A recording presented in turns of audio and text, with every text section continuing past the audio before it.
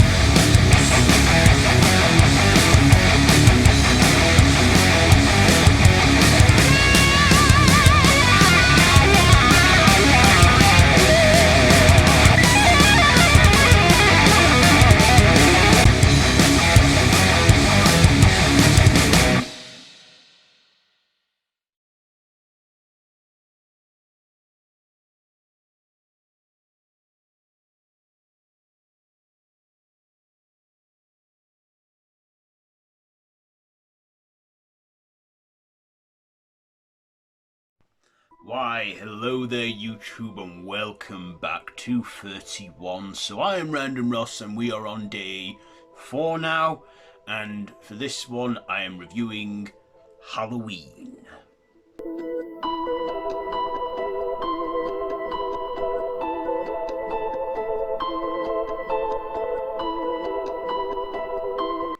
Yes, the 2007 remake, as it is Rob Zombie week after all, and we're on the 4th day of that week.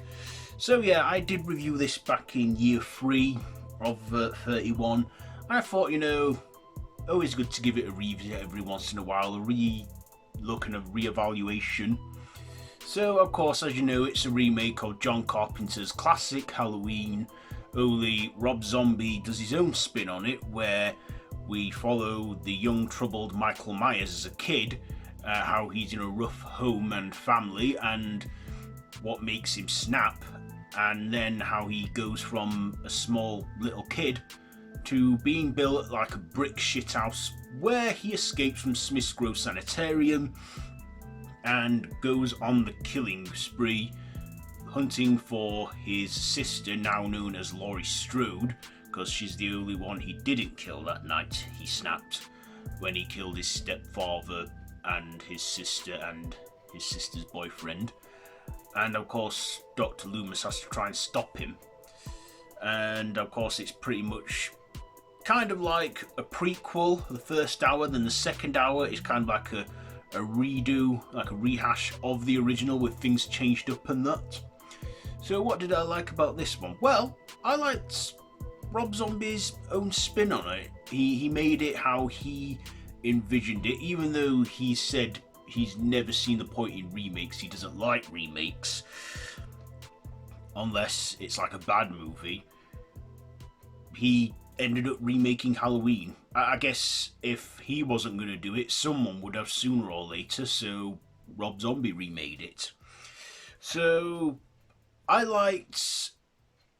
found it a bit interesting that we got a bit of a backstory of Michael Myers where he's a kid and he can talk, and Malcolm McDowell playing Dr. Sam Loomis, treating him and stuff, and then how he goes from a kid that kills animals to how he evolves and goes on to killing people, to how he becomes the cold-hearted evil killer we all know him as.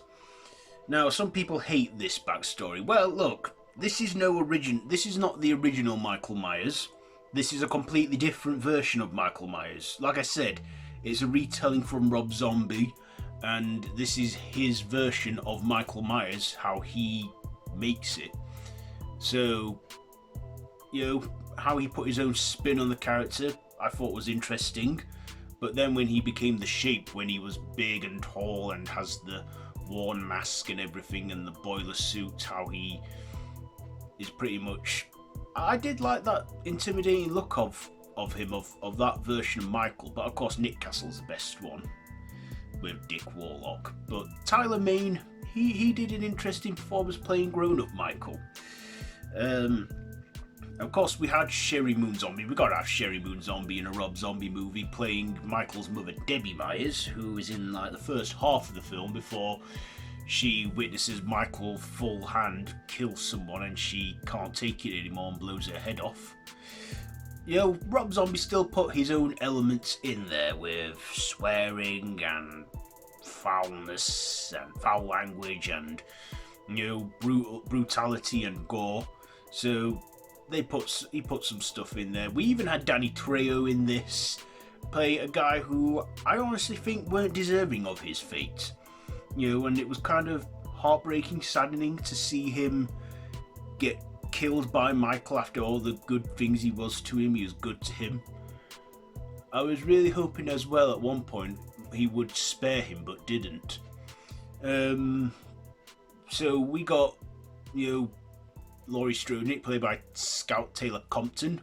We even had Linda and Annie in there. Annie played by Danielle Harris, who of course we all know as Jamie Lloyd from Halloween 4 and 5.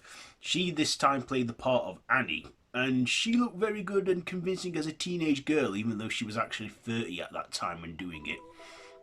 We even had Brad Dourif in there as Sheriff Beckett, Chucky. We even had Dee Wallace in there as Laurie's adopted mother, and we have the kids in there, Lindsay Wallace and is it Tommy Doyle? Yeah, Tommy Doyle. Yeah, young, all in this. I also like that they used the same score and how they still credited John Carpenter for the score. They kept the same score and the soundtrack, which I thought, okay, sure, why not? I mean, this even had, I think, John Carpenter's approval to be remade and the go-ahead. Because when he made the original, he made it on a tight budget and couldn't quite make things the way he wanted. And, maybe I don't know if he was there on set as a consultant or something for Rob Zombie, but yeah, people kind of trash this one for Rob Zombie remaking a beloved classic. Yeah, it's nowhere near as good as the original. There will be nothing that will ever top that, the original Halloween. But I like that Rob Zombie did his own reimagining, his own version, and told the story how he wanted to tell it. Of course, I think he respected the formula of the original at the same time, but also gave more interesting feels to it, like, maybe, the backstory, some people hate that, but like I said, this is just the backstory of his take on it, not the original, not John Carpenter's creation. This is a character based on John Carpenter's character of Michael, but this is Rob Zombie's, mould on the character of, Michael Myers. All he took from it was the format of it and then made it his own. We even had a cameo from Sid Haig as well as a graveyard keeper, and he was actually Rob Zombie actually wanted him to be Dr. Loomis, and I can see why. I can kind of understand that, but he couldn't do a good enough British accent or something. I mean, Michael McDowell, he's no Donald Pleasance, but he was alright playing Dr. Loomis in this one.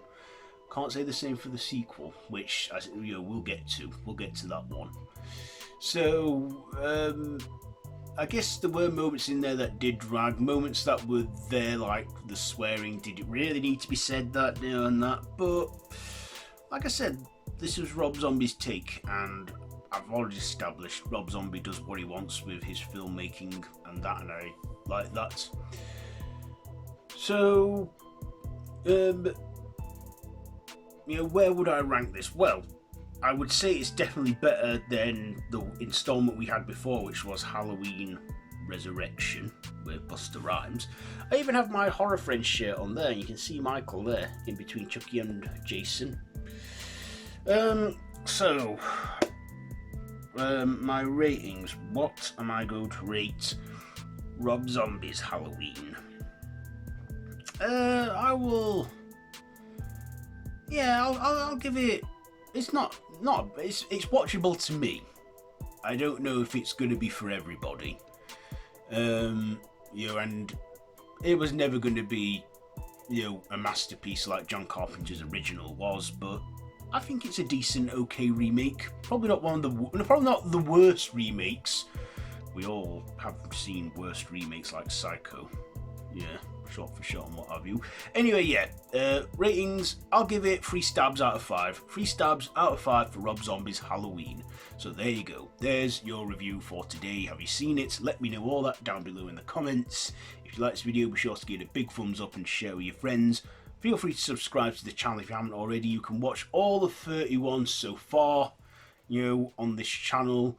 And I'll be back tomorrow with another Rob Zombie review for Rob Zombie week in 31. So yeah, I'll see you tomorrow. So until then, don't have nightmares.